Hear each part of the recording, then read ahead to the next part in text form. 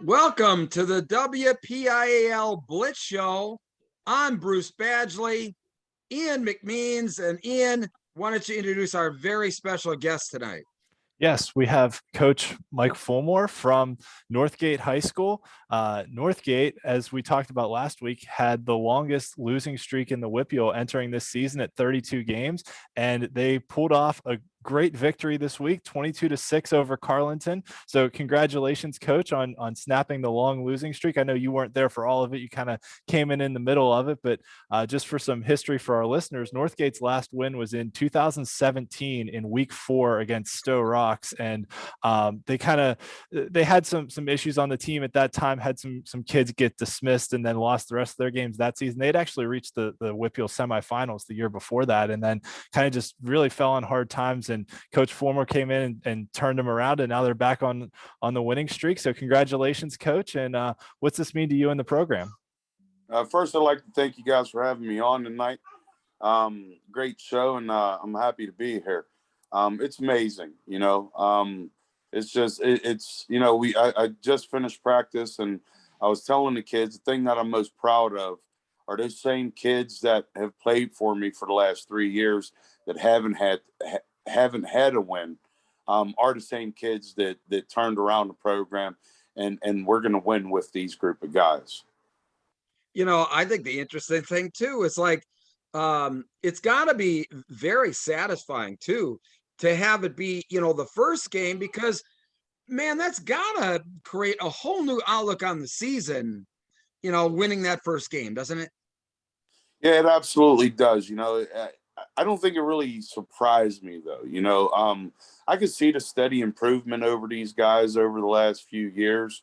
And, we work hard every week to get that win. And I think when we started the season back in March, we started in our weight room and the classrooms.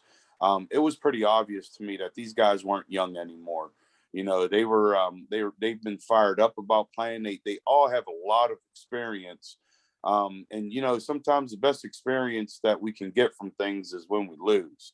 So, with that being said, we've lost games every way possible, and those guys are pretty rich in knowledge at this point. And just very simply put, they're not young guys anymore. They're playing like they're a group of seasoned high school football players. So I know I saw some of the videos on Twitter and whatnot of, the players ringing the bell and the large support from the community that you guys got Friday night after your win and through the weekend, really. Were you able to kind of feel that continued community support even during the losing streak, or do you feel like you had to kind of win some people back? I think it's just the day that we play sports in, there's always people who, look at that 20 hours of games you play a year, and they have pretty strong opinions about the way you spend the rest of those 2,000 hours preparing. As a coach, I often tell people I just pay attention to what's in front of me, never what's in back of me. So we always had great support in that community. Our football field is in the middle of Bellevue, right in the middle of their town. So I think there was always a connection between football in Bellevue and just the community, so it was really nice to see for our first game, people, they didn't really know what to expect, but about halftime, I turned around and looked at the stands and was just amazed at the support that we seen, and was really happy that we were able to win at home, in front of our community, in front of our fans, in front of our parents, who've just invested so much in the last 3 years. I don't know if there's ever been a time I've seen a group of people work so hard for one win, but we definitely put in the time. Talk a little bit about some of the players that you're going to be leaning on this season, on your team. I tell you what, we have a pretty big group of kids this year. And if you look at the box scores from last week, we had everybody contribute, from a lineman that had to step in when our kicker went down and kicked an onside kick that he recovered, to our young sophomore quarterback that just had a spectacular day. The kid's going to be special, and he's going to be a fun player to watch for years to come. But Austin Mitchell, I tell you what, as a sophomore, he really impresses us. It's like I said, it's going to be really exciting to see this kid week in, week out make plays, not only with his arm but his feet. Right away it comes to mind is Lewis Clark. He scored twice for us on Friday. Kids just put in a lot of time. One of our community kids, his dad played for us and was a legend 20 years ago. He's on staff with us now, and that kid, I tell you what, he not only did he make the big plays, but he was the guy behind some big plays. He made some tremendous blocks for us. He chased a couple of balls down. I mean, the kid just performed all over the field. And of course, long list of kids. You have Devontae Christie.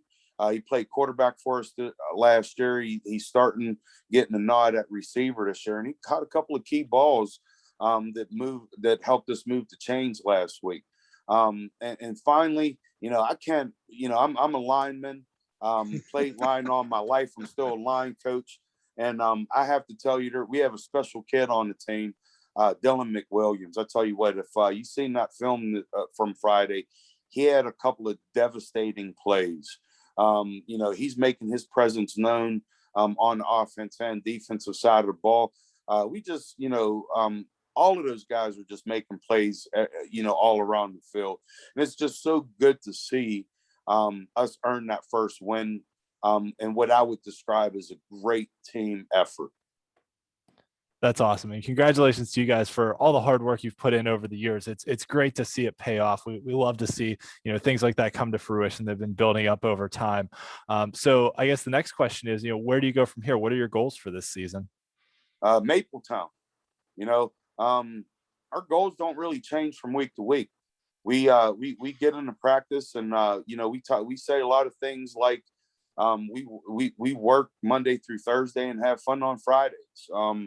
Another thing that we say is the best things are on the other side of hard. We realize that, every week's a battle. There's nobody coming in that is just going to give us a football game.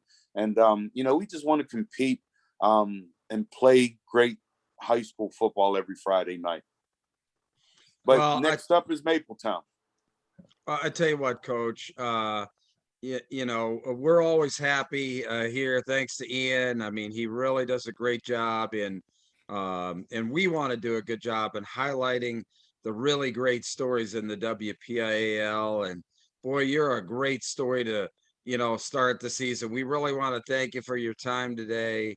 And, go and get them, man. I mean, we want to be we're talking about you this week. We want to talk about you every week. Okay. Absolutely. We're trying our best to make that happen. Go Flames. All right. Great, Coach. Hey, listen, thank you so very much. We'll see you on the flip side. Okay. Bruce, Ian, thank you so much for having me today. I hope to talk to you soon after a few more wins. Okay. Hey, you got it, man. You never know. Last year, our first guest was Avella's head coach, and they made the playoffs. So maybe it's good luck to be our first guest of the year. Yeah. Hey, I'll have that one. That's good. That's a good superstition to uphold. Okay. We're ready. Thanks a lot, Coach. Man. We'll see you, Coach. Right, Bye now. Guys. See you. Okay, you can just exit. There we go. All right. All right. Great. Well, it's always good. We always like to get the coaches on first because, to make sure that we started out right. And boy, that is really starting it out right. What a great story there, Ian. Oh, absolutely. And, that was a team coming into the season that I looked at their schedule and the Carlinton team that they beat was a decent team. That's a 2A squad and Northgate's a 1A team that, when you're a 1A sized program and are on a long losing streak, sometimes it's hard to turn around. And like Coach Fulmore said, they had a lot of kids come out for the team. They've been building for year after year. That this is his third year here, that the guys who were, freshmen and sophomores, he got them to not only buy in and believe in the team, but stay with the team over time, which is really important because we saw with a team like Monessen last year, they started with enough players to start the season, but they had to forfeit their last couple of games because kids left the team because they didn't want to stick with it. So it's really speaks to Coach Fulmore's coaching ability of these young men, just to get them to buy into his message and also just to stick with the program. And honestly, we've talked a lot about this over, last year and this year, just the life lessons that these kids will learn with that, stick-to-itiveness, that their hard work does pay off if they stick with something and put in the time and the effort. Coach talked a lot about, he's so proud of all the time and effort dating back to March of this year, with the whole offseason that these kids put in just to get this victory. And, they can go up from here now. It's momentum building. Once you get that one win and you know how to do it and you can do it, the sky's the limit then. Yeah, that's why I think it's so great. It's week one. It's not like, mid-season after, a couple of losses. They're starting the season out with a victory. That's, you never know where that may take you. You know what I mean? Yep, absolutely. And now they've got a Mapletown team who, they're a small school. Mapletown's one of the smallest schools in the WPIAL. They play in the Tri-County South, which, we talked about last week, hasn't had a team make the WPIAL championship game since 1995. But Mapletown just beat a pretty good Avella team pretty handily. So, Avella brought a lot of kids back from that playoff team last year. And I think Mapletown beat them like 42-8. Mapletown's got two good running backs that were able to kind of run all over them. So we'll see if, Coach Fulmore talked about being a line coach, and, it all starts in the trenches. If they can control the line again, they're going to have a shot again.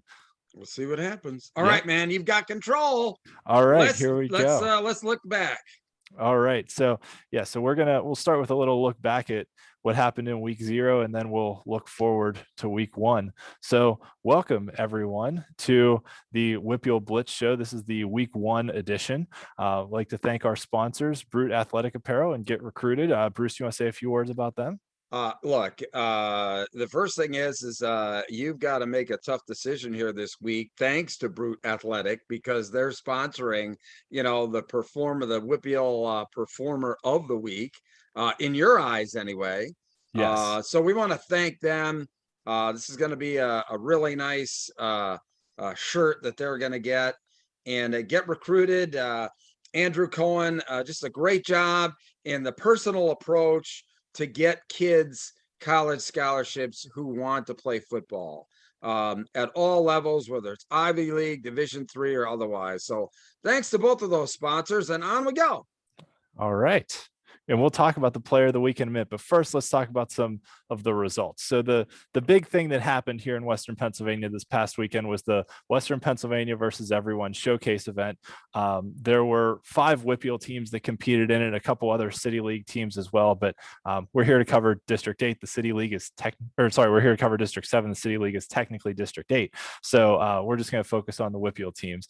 The premier game on Friday night was Imhotep Charter, which is out of District 12 in 5A. They're the number 1 ranked team in the state, and they really showed why against Central Catholic. I mean, really both teams controlled the game on defense for a large part of it.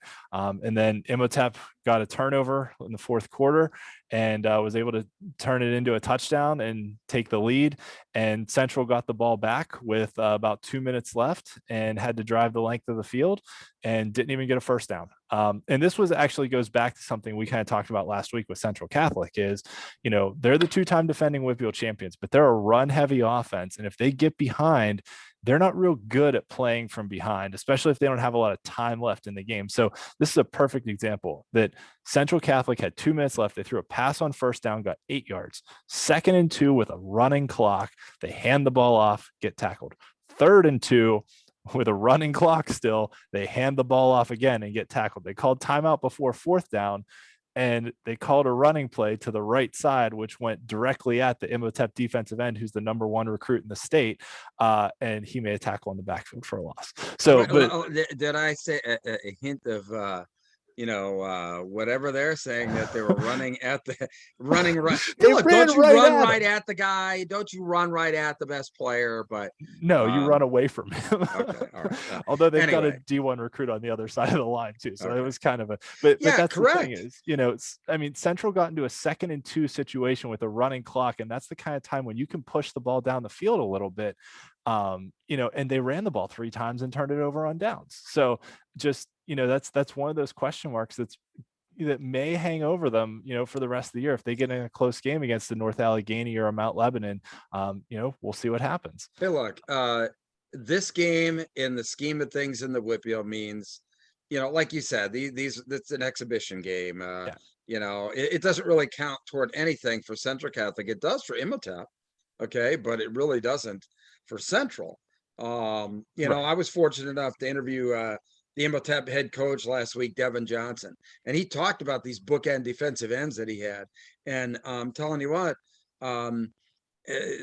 that's the number one in 5A beating the number 2 in 6A in the state by only 6 points too. I mean, it was a really close, hard fought defensive game too. I mean, Central belonged in that game. They had nothing to hang their head over. Imhotep is the District 12 version of Aliquippa, because they're playing. It's a 3A school, maybe even a 2A school, playing all the way up to 5A. Kudos to them. Great game. But, like I said, I think it will pay dividends down the road for both teams playing in a game like that to start. Oh, absolutely. And I'm really glad they did. It was a lot of fun to watch. Yeah. And the one thing I will say, though, is Imhotep is a charter school, so slightly different from Aliquippa being a public school. But I see what you're saying. Yes. The next one, Gateway against Delaware Valley. This one was kind of a fun one because Gateway's original opponent was supposed to be a team from Canada, and they had to cancel because of travel restrictions, not being able to travel to the U.S. So they picked up a game against Delaware Valley, who made the 6A playoffs last year out of District 2. I think very good team. Yeah, top ranked District 2 team in 6A, I believe. And Gateway being the number 3 ranked team in 5A overall in the state, top ranked WPIAL team, went out and really jumped out to a big lead. Brad Birch, the quarterback transfer from Gateway, or from Jeanette, who came to Gateway, you play in 1A and then move up to 5A, and your first game's against a pretty good 6A team. It's going to be a big step up, but he proved he could handle it, and Gateway took care of business against Delaware Valley. So that was a fun game that they were able to kind of get scheduled at the last minute. Yeah, and still rocks. I mean, they just kept rolling. Talk a little bit about that. Yeah, so we'll talk about Stowe Rocks first, because then we gotta get into the craziness of this situation. But Stowe Rocks, fairly well handled Bishop Sycamore, a team, quote unquote, from Ohio. And shout out to Josh Jenkins. The kid started the game at quarterback, moved to wide receiver, had 2 touchdown catches at wide receiver, threw some really good balls playing quarterback too. And we talked about him last year just being a completely selfless player, that he started the year at quarterback and then moved to receiver because the team needed it. And now he's so good that they can move him all around the offense. And they have another quarterback in Austin Jones, who's also really good. So they can just mix and match playmakers all over the field. Now let's talk about Bishop Sycamore. So this school, very loosely in quotation marks, apparently not only scheduled this game against Stowe Rocks on Friday night, but also had a nationally televised game on ESPN against IMG Academy out of Florida on Sunday, which for anyone keeping track is 2 days later, which is not a good situation for those players to be in. And I use the word, especially playing a team like IMG. Yeah, who's like the number 1 team in the nation. So what I gather by this is that, and we didn't talk about this previously, but are you insinuating that they were looking ahead? No, I'm insinuating that they're scam artists is what I'm insinuating. Because they're, if you look online, Bishop Sycamore doesn't even have a campus. They're a online charter school, but some of their players are apparently 19, 20 years old that are have graduated high school and maybe played in this is a prep school. I mean, it's a prep school. Yeah, but they don't, I'll just say this to our listeners: look it up online. There's a lot of articles out there. Do your own research. But it seems like a very shady operation that they're trying to play a national schedule against these national powerhouses, but they don't really have equipment. Like, they only have black uniforms. They don't have away uniforms. Like the game against Stowe Rocks, both teams were wearing black uniforms, which I thought was weird to begin with. But and they scheduled these teams, and they build themselves as like having multiple kids with Division I offers, but they kids don't actually appear in anyone's recruiting database like ESPN or Rivals or 24/7 or anyone like that. And it's just, it seems very shady the way they've kind of tried to put themselves on the map. So I'm not saying the Stowe Rocks game was shady. I'm saying the IMG game was questionable because they got themselves on ESPN. And even during the game, the ESPN commenters were like, we don't know anything about this school. There's no information about them online. We couldn't find these kids in any database. And I mean, anyone's going to look overmatched playing IMG. Like IMG could play against some college teams. If it doesn't, yeah. Unfortunately, you have to rely on, the school that they're up against, Stowe Rocks, to do their homework. Does it really matter against IMG? Well, obviously both schools are ones that, in the scheme of things are, I guess you would consider to be a prep school. They probably don't belong to any athletic association, obviously, just like IMG. I don't think IMG is, in the Florida High School Athletic Association. So they're just glorified, travel teams. I'm not a fan of that, just like clearly that you aren't. The unfortunate thing is that there are organizations like ESPN, okay, that promote that. And as long as organizations like ESPN promote these made for TV events like that and say, hey, it's high school, high level high school, that's not high level high school. Yeah. I don't know what it is, just like with you. I totally, don't like that. But unfortunately, I mean, it is what it is. Yeah. Yeah. So moving on to the Harrisburg Pine-Richland game, this one also kind of followed some of the conversations we had last week in our season preview show. And let's not sell Harrisburg short here. I mean, Harrisburg was, the top ranked District 3 team in 6A last year. They scrambled to get a fourth regular season game because they had a bunch of cancellations. They got it against State College. They were the top ranked team in the D3 playoffs, and then they had to forfeit their first playoff game because of a COVID situation at their school. So they were a good school and a good program against Pine-Richland, who's the defending 5A state champions. I mean, this was on paper a really good matchup of good football teams. So I love Coach Cal. I love the way that, especially this first game, it's like he takes on all comers. Last year, or a couple of years ago, they started out in Ohio, against a top ranked team. They've always played against, the tough opponents there. Yeah. So and Pine-Richland I has love too. it. Yeah, Pine-Richland has too. I mean, a couple of years ago, Pine-Richland played IMG Academy. Yeah, Mm-hmm. So Pine-Richland hasn't really shied away from anyone either. But this was a game Pine-Richland jumped out early, 14-0. Looked like they were pretty well in control, and then Harrisburg just battled back in the second half. And last week when we did our preview show, we obviously talked about the coaching situation at Pine-Richland, and it wasn't a question of the talent of the kids on the field. It was a question of how well would they stick together when they faced adversity and when things got tough. And Pine-Richland had 4 or 5 turnovers deep in offensive territory, like with inside their own 35 yard, inside the Harrisburg 35 yard line, like going into score. So it's one of those things where I still, it doesn't change my opinion of Pine-Richland. I still think Pine-Richland is good enough to win their conference and at least good enough to be a WPIAL semifinalist. But this game is going to leave some question marks in the back of the head, especially those parents of the kids on the team. I mean, if anyone saw the interview with Pine-Richland's head coach after the game, that a couple of people tweeted out. I know Mike White from the Post-Gazette had kind of the longer minute-and-a-half version of it. I know it was a hot night, but the coach seemed a little overwhelmed. I'll put it lightly. Look, I personally hope that, they turn it around and put this behind them. Have this be the learning experience, okay? And learn from that and move forward. Quite honestly, I think that, as you mentioned, I mean, the talent that they can put out in the field is pretty outstanding. And I would expect, quite honestly, that they're going to bounce back and they're going to be fine. And you know what? In November, when they're playing their first round district playoff game after whatever happens in the WPIAL, nobody's going to remember what happened in August, okay? And nobody's going to remember that. Everybody's going to remember how they finish. Yeah. So let's see how they finish. Yeah, I agree. Yep.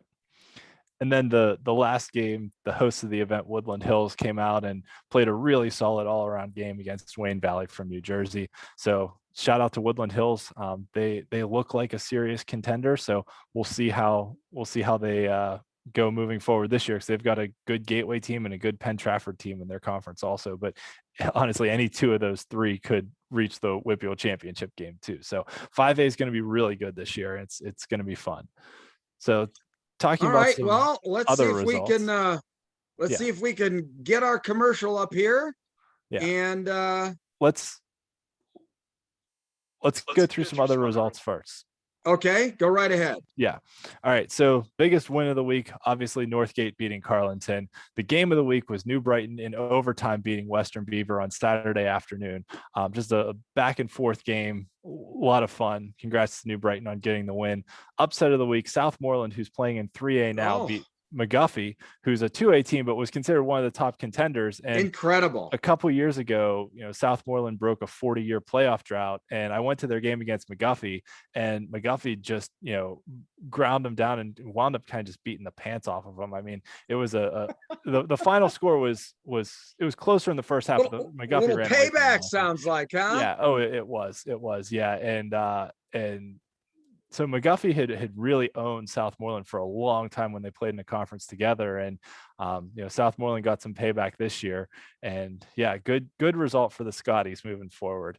Some noteworthy games: Blackhawk beat Beaver Falls 31-20, a nice rivalry game between two teams up in Beaver County. Not reading too much into it. I know there were some headlines out there like defending WPIAL champion loses. Well, yeah, Beaver Falls was the 2A champion and Blackhawk's a 4A school. So I'm not too concerned about that. Once again, like we said, stay the course. It's how you finish, not how you start. Not worried at all about Beaver Falls. And especially in the WPIAL, because it's your conference games that matter. It's not the whole body of work. Yes. Yep. Shout out to Laurel Highlands. We'll talk a little bit more about them in a minute.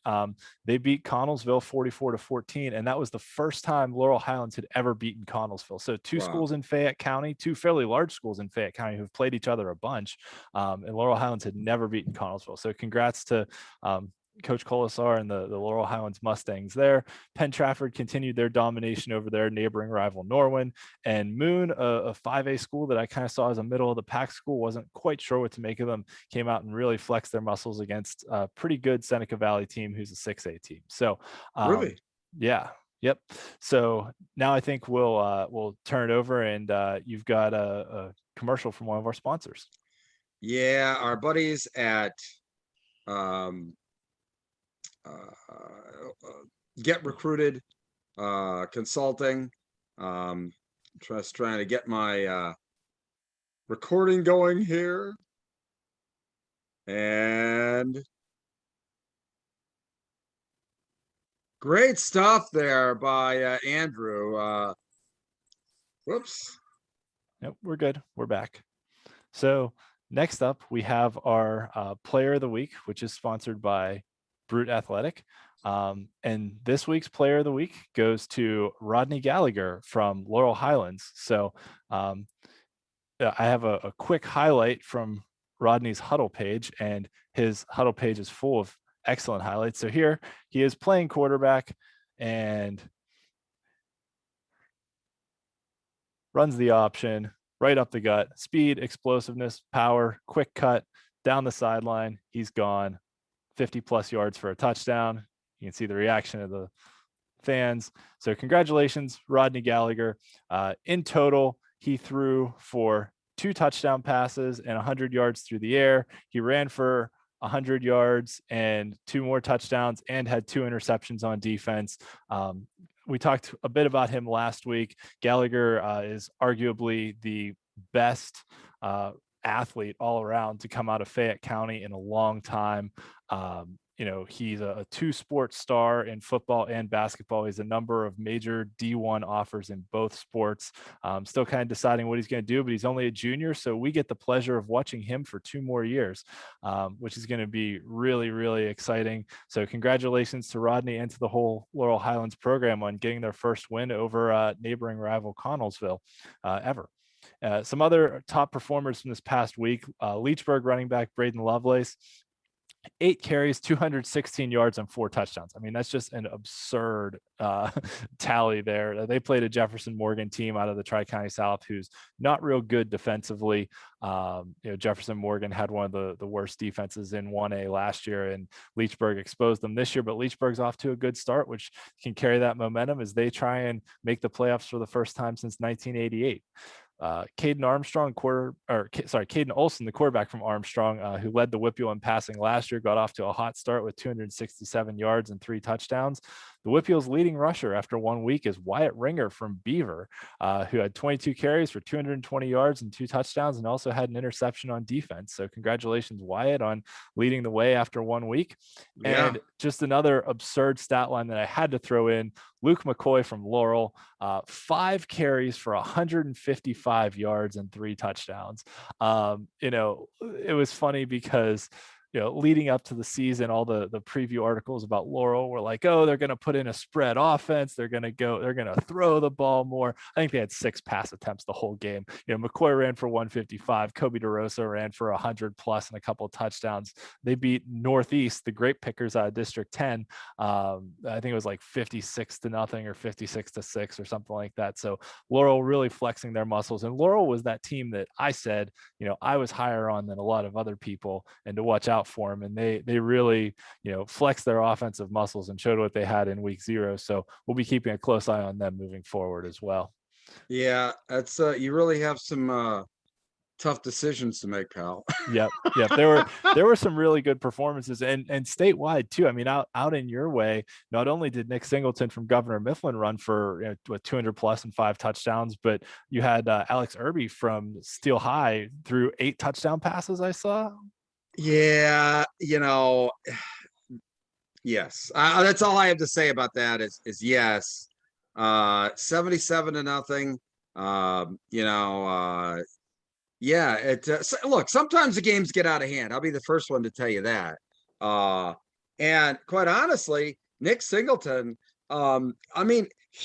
he did not have, statistically, he did not have a good first quarter, but physically, he just was punishing everybody, so that in the second and literally he got all of those yards roughly in the second and third quarter. He didn't play the fourth, but pretty incredible. And the one thing, and I'm just going to say this for my WPIAL friends, and I was at that game, I was covering the game. Governor Mifflin, with 17 seconds left in the first half, called timeout at midfield to give Nick Singleton a chance to run one in, and he did it. And so it was like, I guess the Governor Mifflin version or the Nick Singleton version of like the called shot. But it was a good play by the quarterback, drawing it in on an option run. But they called timeout to give the guy a shot from 50, and he ran it in. And he hit it. Yep. Crazy. Yeah. The kid's just incredible. He's arguably one of the best players in the state. He's just so much fun to watch. I saw the highlight. It was really good. So last week we talked a little bit about streaks coming into the season. So here's a look at how some of those streaks are sitting right now. So these numbers were where they were entering last week. So Pine-Richland saw their 11-game winning streak come to an end. Central Catholic also saw their 3-game winning streak come to an end. So Central Valley is up to 13 games in a row. Thomas Jefferson didn't play. Highlands is up to 4 games in a row. So 2 of the top 5 of active winning streaks ended. So we'll see, who's able to persevere throughout the season there. And active losing streaks, Northgate, congratulations once again to Coach Fulmore, saw their 32 game losing streak come to an end with their win over Carlinton. The only other 2 noteworthy results there, Ambridge is now the owners of the longest losing streak in the WPIAL after they lost to Wheeling Central Catholic, although that was a closer game than it looks on paper.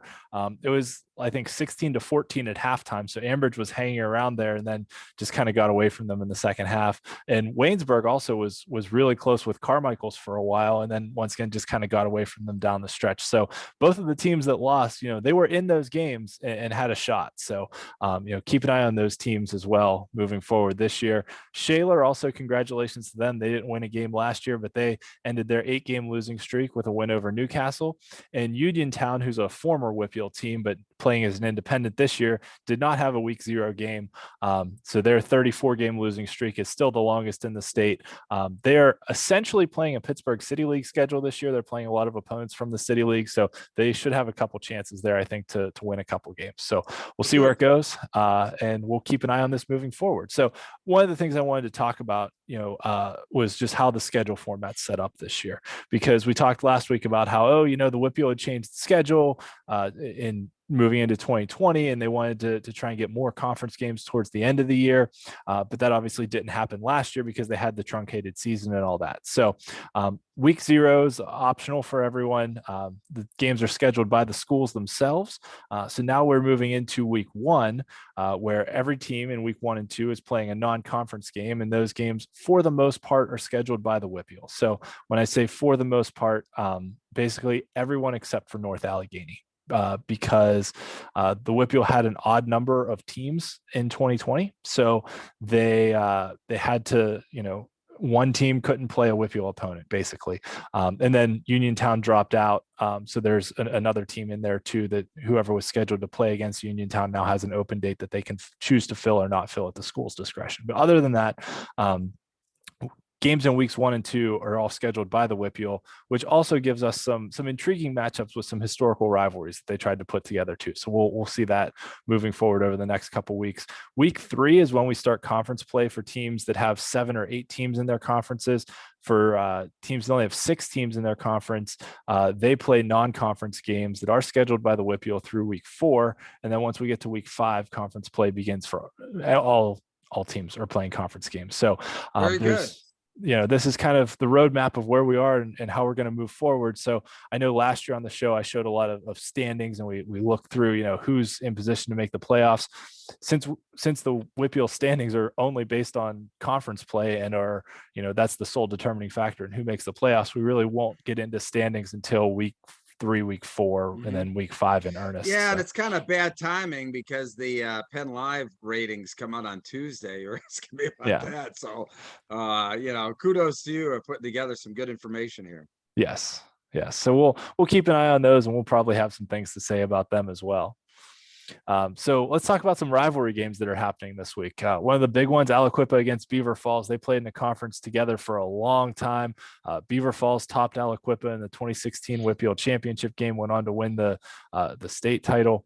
And so it's these 2 schools have a long history together, and it's always an event when they get together. I mean, in the past, Beaver Falls will schedule their games at Geneva College out there in Beaver County, just so they have a field big enough to accommodate the crowds they get, because it's a big event in Beaver County. And it's, this is one of those games where both teams obviously want to win their respective championships, but winning this game is kind of second to winning. First goal is winning a championship, second game is to beat the other team. Sure, right. Your rivalry games. Yeah.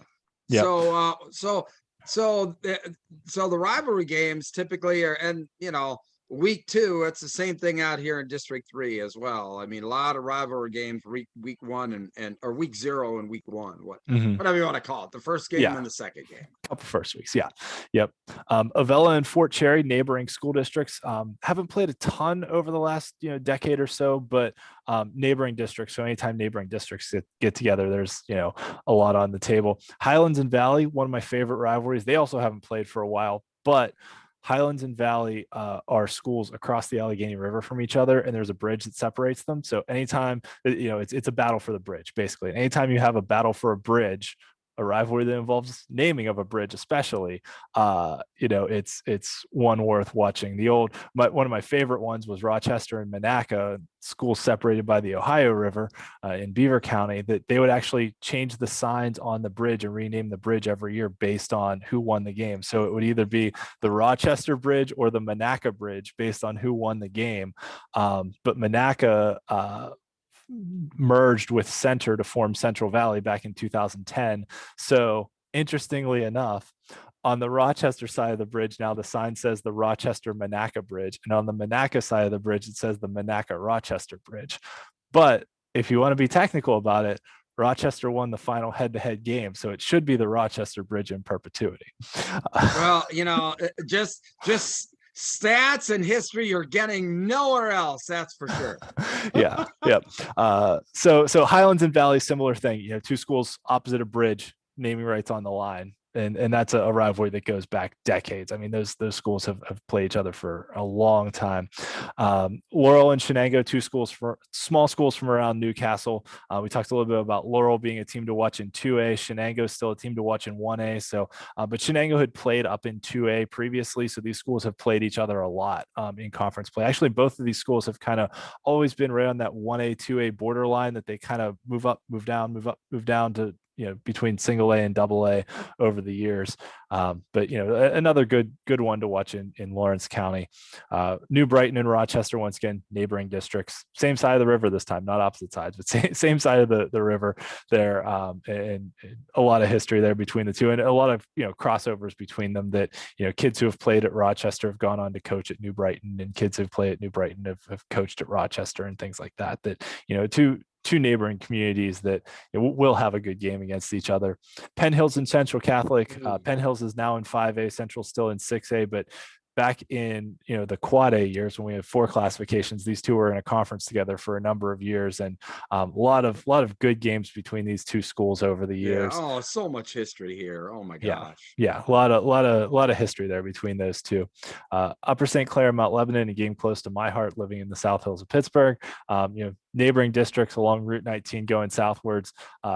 Two communities that they've been rivals forever. They're next door to each other. They're two, I'll say fairly wealthy suburban districts, but the amount of trash talk already on Twitter, I will say this: student section Twitter accounts are by far the best trash talkers around, hands down. And the amount of trash talk between these two schools already on Twitter, like it started Friday night after they finished their games. They started jawing at each other on Twitter, and it was hilarious and amazing.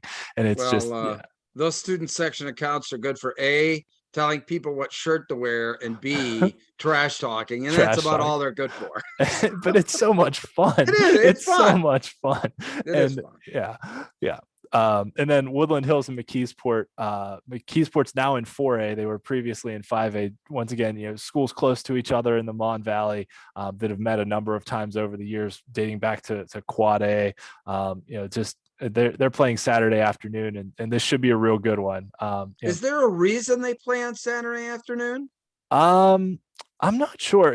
There's like a couple games a year that Mckeesport plays on a Saturday afternoon, and sometimes they play on Friday nights too. So it's not a. It's I don't know if there's rare, one reason or another.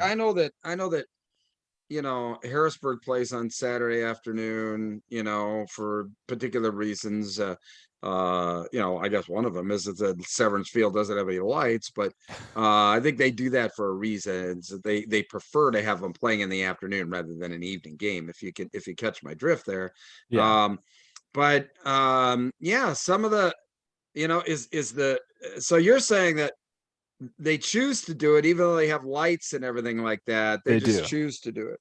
Yep. And I know there's a couple schools, I think Plum, I think Shaler, a couple others, that their homecoming game is always on a Saturday afternoon. Yeah, I know Mifflin's doing theirs. A lot of the schools are moving it to Saturday, so it gives alumni an opportunity that can come back from out of town. So that's the other thing too. Is it that big of a rivalry game that they want people to come from, out of town or whatever like that? It is a pretty big game. I'll put it that way. Yeah. And I was just paging through some past Mckeesport schedules, and, it seems like one game every year they schedule on a Saturday afternoon. Not a whole lot of rhyme or reason to it, but yeah. So, and Okay. this is the only game this year they have scheduled it on a Saturday afternoon. So, not 100% sure why, but yeah, seems like once That's a what it year. is. Yep. So now our week 1 games of the week. We talked a little bit about Aliquippa and Beaver Falls already. The premier game this week, though, is Thomas Jefferson against Gateway. I mean, props to the WPIAL for putting this one on the schedule. Thomas Jefferson's, the 2-time defending state champs in 4A. Gateway's won a couple WPIAL titles in 5A over the last few years. So Gateway's also the top ranked 5A school in the WPIAL based on any number of rankings you want to look at. Thomas Jefferson's the top ranked 4A school. So, just a great game to start the season with. Thomas Jefferson didn't play last week. They had a scrimmage. Gateway did play Delaware Valley. So this is just an all around great game. And it's one of those ones that's going to be interesting. TJ won back-to-back state titles, but they've also graduated a lot of players over the last 2 years, and have to work in some new starters, and to have to start your season against a really darn good team like Gateway. Most coaches prefer that. I mean, Yeah. I've asked that question of all these coaches, do you prefer to, ease into it, or do you just like get after it with the toughest opponent you can find? And to a coach, they prefer to, strap it up with the best and use that as as kind of the barometer for, what the team's going to do. Yeah, well, it's a good measuring stick, and you can learn good lessons about where your shortcomings are by Sure. challenging yourself early in the season too. So yeah, this one's going to be a lot of fun. It's definitely the premier game of the weekend. Pine-Richland against Seneca Valley. These two teams had played together previously in 6A. They're relatively close to each other up north of the city. But the other sort of underlying storyline here is that a good handful of coaches from Pine-Richland that lost their jobs this past spring are now coaching at Seneca Valley. So not the head coach, obviously, who got a job with Pitt, but a lot of the assistant coaches are now coaching at Seneca Valley too. So some undertones to this game as well, as well as it just being a sort of nearby proximate rivalry game too. Aliquippa and Beaver Falls, we talked about the huge rivalry nature of that one. And then Peters Township and Canon McMillan, rivals down in Washington County, south of the city. So, Peters Township had previously played in 6A. Canon McMillan's still in 6A. Peters is in 5A now. But nevertheless, very, very strong rivals. And once again, another game with a lot of trash talk going on. That's good. Yes. And both of those schools won pretty handily their first game. We had a lot of questions about Peters if they were going to be able to find replacements